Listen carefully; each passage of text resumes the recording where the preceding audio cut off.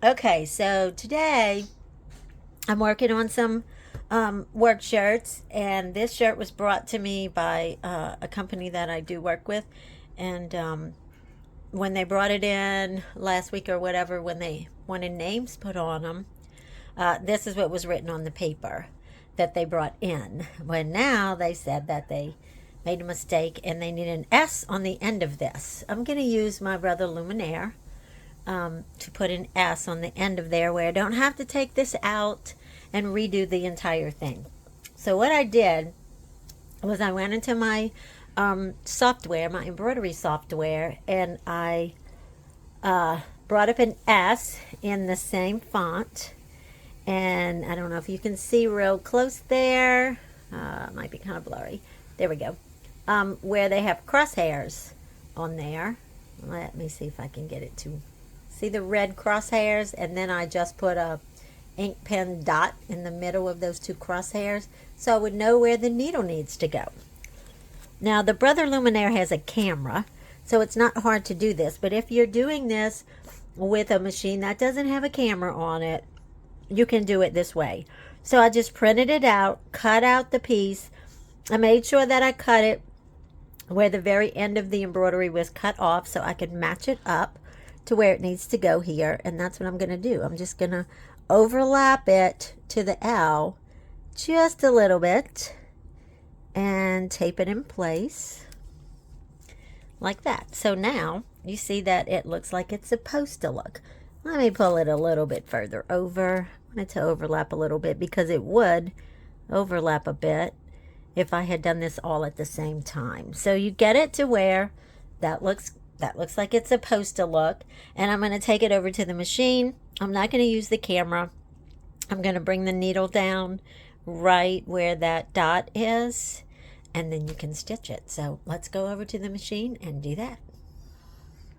Okay, so let me show you really quickly.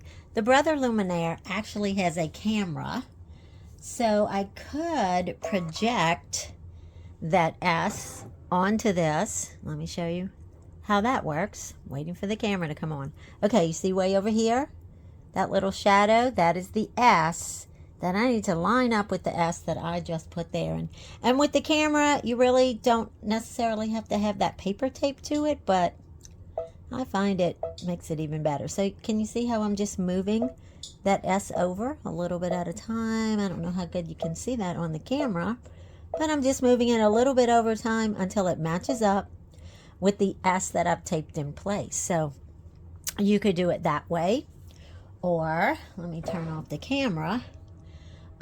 You could, if you don't have a camera but you have little crosshairs that will come down as a light, you can do it that way. Can you see those green crosshairs on there that are right over, and I can just line it up with the little crosshairs that I have on there, and you can see it that way.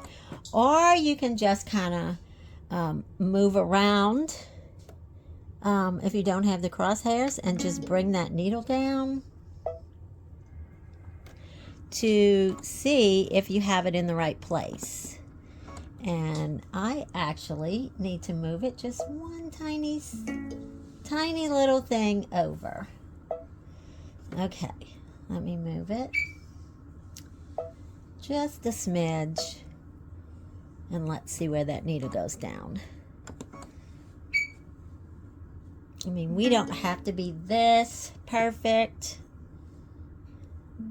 but I kind of am. Hold up, let me bring the needle up. There we go. And now maybe it will move a smidge, just a smidge over. Let's bring that needle down. And now it goes right through that dot that I put there. So it does take a little bit of movement and finagling and to get it in the right place. But now we can just go ahead, and I think I got the thread too short while I was fooling around like that. But anyway, we'll just go ahead and stitch it. And like I said, it does take a little bit, but it's nice to be able to do that without ripping out the entire name and then starting from scratch. And like I just showed you, you can do it even if you don't have crosshairs this way, when you just print the letter out. But if you do have a camera like this machine does, it's great. If you don't, it's also possible to do too. So just wanted to show you a name correction.